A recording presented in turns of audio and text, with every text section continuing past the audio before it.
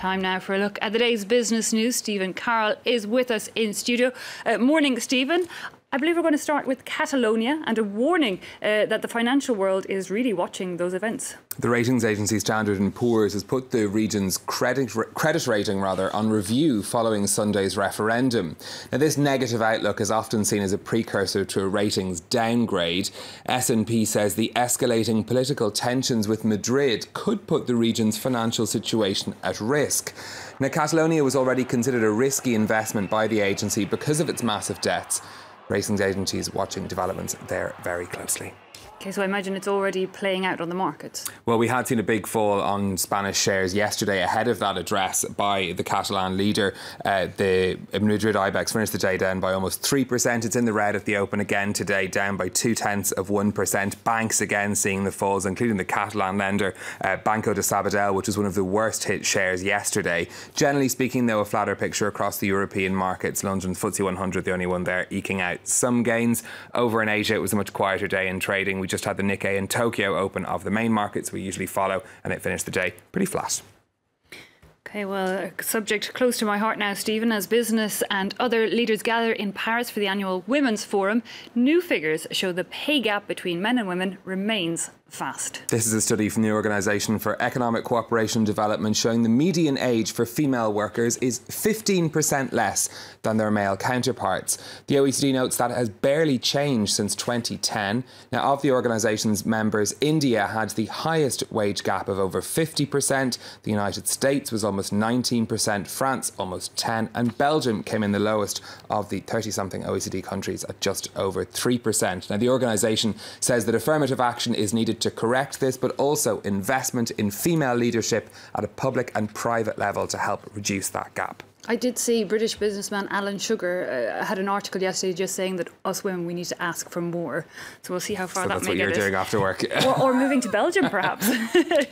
Meanwhile, here in France, President Emmanuel Macron's government is trying to win favour with workers with a new tax cut. The government has published plans to cut the taxes that businesses and workers pay on overtime. Now, there's no timetable for when this change would come into effect, but economists estimate it would benefit French households by an average of €88 a year, a measure designed to win more support from workers for President Macron's government, who are disappointed by the recent budget. It's not the first time that presidents have tinkered with this issue, though, as Brian Quinn reports. A leg up for France's workers and employers. Emmanuel Macron's government wants to get rid of social charges on overtime hours. These deductions fund public services like healthcare, pensions, and unemployment insurance. They take roughly 18% of the average employee's paycheck. Former President Nicolas Sarkozy exempted overtime hours from both social charges and income tax as part of his work more, earn more economic plan for the country. His successor, François Hollande, reinstated both, much to the chagrin of these French workers. You noticed it when the change went through, when Hollande took away the exemption. We felt it right away, so for me, it would be great to have it back. Of course it motivates you, when you have more pay at the end of the month.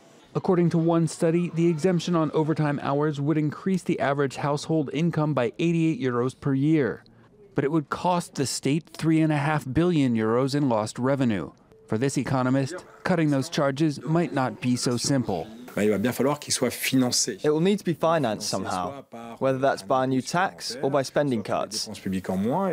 So the gains people will see with the overtime exemption could be taken back with a tax somewhere else. The government says the measure will be put in place during Macron's term, but for the moment, they're not saying how they'll pay for it.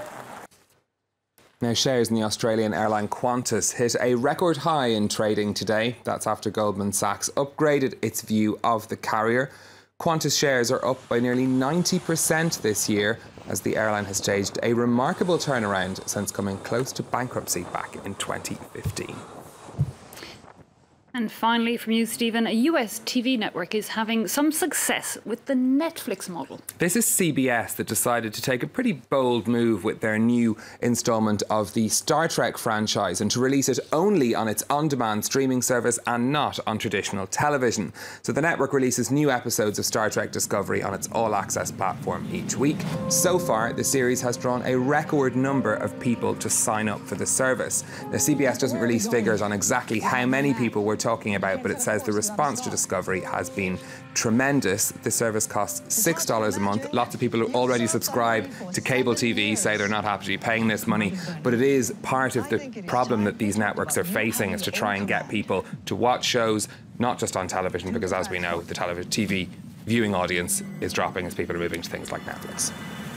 I have to concur that, yes, TV, I don't even have one in my house anymore. Stephen, with the business news, thanks indeed for that. Time now for